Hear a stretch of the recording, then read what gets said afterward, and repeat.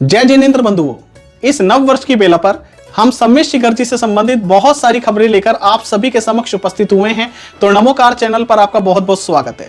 तो सबसे पहली खबर पर हम चर्चा करेंगे कि जैसे बताया जा रहा है कि वहां पर एक जैन भाई की मृत्यु हो गई है, तो उस पर बहुत सारे लोगों के हमारे सामने प्रश्न आए हैं कि क्या वो हत्या कर दी गई, क्या ये मार पिटाई का नतीजा है या कोई हाथापाई हुई है। तो सबसे पहले मैं आप लोगों को ये क्लियरिफिकेशन देना चाहूंगा कि ऐसा कुछ भी नहीं हुआ है।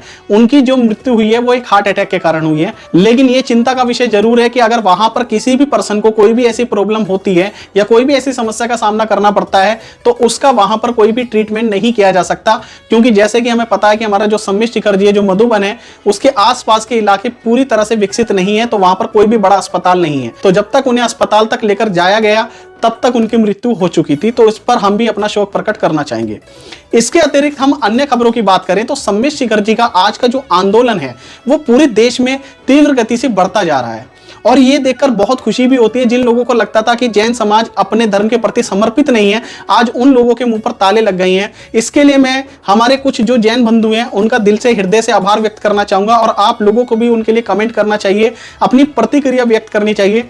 जिसमें सबसे पहला नाम आता है विश्व जैन संगठन के जो हमारे अध्यक्ष हैं संजय भाई, जो ऋषभ विहार में आमरण अनशन कर रहे हैं, और पिछले कुछ समय से आप लगातार देख रहे होंगे कि वो भी एक देश की बड़ी न्यूज का मुद्दा बना हुआ है, और वहां पर बड़े से बड़े टीवी चैनल आज तक, एबीपी न्यूज सभी कवर कर रहे हैं। बाकी नमोकार चैनल तो समय समय पर आपको सारी कवरेज दिखा ही रहा है। इसके साथ साथ सम्मेश शिखर जी के आंदोलन में जो देश की सबसे बड़ी हेडलाइन बनी वो बनी मुजफ्फरनगर की विशाल रैली, जो 25 दिसंबर को निकाली गई थी, और उसमें 5000 से भी ज्यादा संख्या में लोग एकत्रित हुए। मतलब मुजफ्फरनगर एक दिल्ली की तरह राजधानी नहीं है, कोई महानगरी नहीं है, लेकिन उसके बावजूद भी लोग आसपास के इलाकों से इतने लोग एकत्रित हो गए जिसकी किसी ने कल्पना भी नहीं की थी। और इसके लिए हम विशेष धन्यवाद देना चाहेंगे जैन एकता मंच युवा शाखा के राष्ट्रीय अध्यक्ष भाई गौरव जैन जी और उनकी पूरी टीम को, जिन्होंने अपने परिवार और व्यापार की चिंता ना करते हुए अपने आप को तन मन धन से इस आंदोलन के लिए समर्पित कर दिया। और उनसे कल भी हमारी बातचीत हुई तो उन्होंने यही कहा कि राहुल भाई, हमारी बस मन से यही तमन्ना है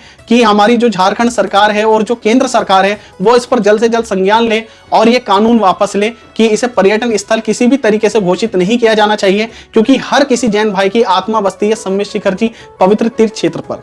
तो इसके लिए मैं भी उनकी अनुमोदना करता हूं और आभार व्यक्त करता हूं। इसी के साथ साथ उन्होंने कुछ यहाँ पर अपने सुझाव भी दिए हैं कि जो दिनांक 2 जनवरी से 10 जनवरी तक उन्होंने बीड़ा उठाया एक आंदोलन का, उसके अंदर वो कौन कौन से कदम उठाने वाले हैं, और वो चाहते हैं कि पूरे भारतवर्ष में अपने जितने भी जैन भाई हैं, जितने भी अपने जैन समाज के व्यक्ति हैं, वो भी उन पर अपने सुझाव दें, और साथ ही उन पर अगर उन्हें कोई बात अच्छी लगती है तो उस पर अमल भी करें। अभी सबसे बड़ा चिंता का विषय क्या बना हुआ है कि जैसे हम जानते हैं कि हमारी जो जनसंख्या है वो बहुत ज्यादा नहीं है, हम अल्पसंख्यक में आते हैं, जिस वजह से केंद्रीय और राज्य सरकार को ये लगता है कि इनकी वोटों की संख्या बहुत कम है, जो कि वो बहुत बड़ी भूल कर रहे हैं। क्योंकि आज अगर इसकी सही प्रकार से जनगणना की जाए, मैंने पहले भी आप लोगों को एक वीडियो में बताया था कि हम में से बहुत सारे जो जैन भाई हैं अपने नाम के आगे जैन नहीं लगाते, तो जिससे लोगों को लगता है कि ये जैन नहीं है, या वो अपने जैन कॉलम को सेलेक्ट भी शायद नहीं करते हैं जब जनगणना की बारी आती है, जिस वजह से सही आंकड़ा पता नहीं चल पाता है। लेकिन अभी भी कुछ लोगों का मानना है कि 5 करोड़ से ज्यादा जैन समाज हमारे भारत में रहता है, और ये बहुत बड़ा आंकड़ा है। अगर 5 करोड़ में से मात्र 50 लाख लोग भी अगर सही प्रकार से इस आंदोलन का हिस्सा बन जाएं, तो मैं दिल से कह सकता हूं आप लोगों को कि ये जो केंद्र सरकार हो चाहे राज्य सरकार हो, बड़ी से बड़ी सरकार भी घुटनों पे आ जाएगी। और इसके लिए हमें क्या करना होगा, जो हम अलग अलग रैलियां निकाल रहे हैं उसे हमें एक ही दिन में निकालने का प्रयास करना चाहिए। तो मित्रों, अब मैं आपके समक्ष भाई गौरव जैन जी द्वारा भेजे गए 2 जनवरी से 10 जनवरी तक कैसा आंदोलन रहेगा उससे कुछ सुझाव पढ़ने वाला हूं। कृपया आप भी इस पर अपनी प्रतिक्रिया अवश्य दें, और यदि आपका कोई सुझाव होगा तो उसे भी हम अपना संज्ञान में लेंगे। साथ ही आपको जो भी सुझाव इसमें लगते हैं कि जिस पर अमल किया जाना चाहिए, उस पर पूरा प्रयास करें अमल करने का। सबसे पहले पॉइंट पे मैं आपको बताना चाहूंगा कि 2 जनवरी से 10 जनवरी तक जो सभी जगह ये आंदोलन किया जा रहा है, आप प्रयास करें कि 12-12 घंटे का सब लोग अपना एक कर्तव्य बना लें, एक ड्यूटी बना लें कि जैसे अनशन जो है वो जारी रहे हमारा।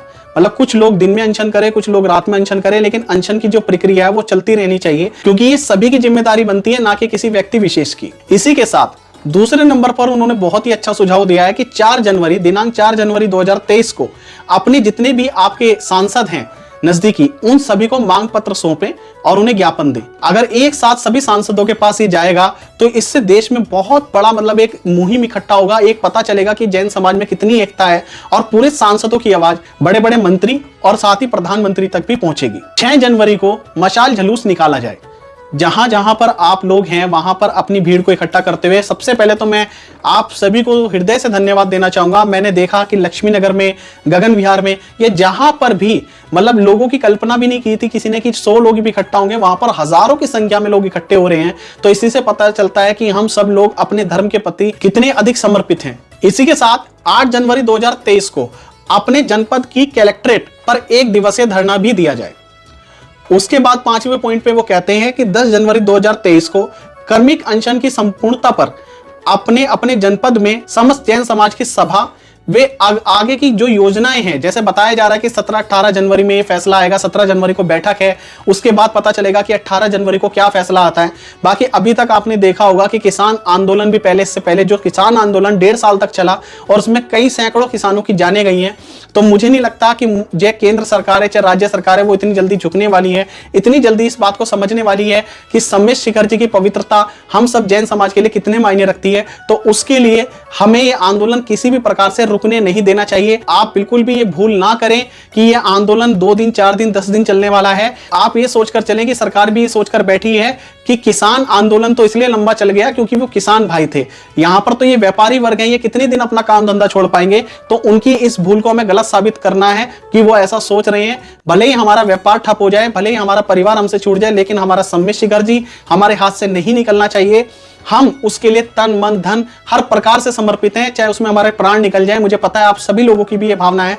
तो कृपया इस वीडियो को अधिक से अधिक ग्रुप में साझा करें। सारे सुझाव मैंने वीडियो के नीचे भी दे दिए हैं, आप उन्हें एक बार और अच्छे से पढ़ें और सभी जगह शेयर करें। और अंत में हम फिर से अनुमोदना करना चाहेंगे जैन एकता मंच युवा शाखा के राष्ट्रीय अध्यक्ष भाई गौरव जैन जी और विश्व जैन संगठन के अध्यक्ष संजय जैन जी, जो पिछले 1 सप्ताह से आमरण अनशन कर रहे हैं। जय जिनेंद्र।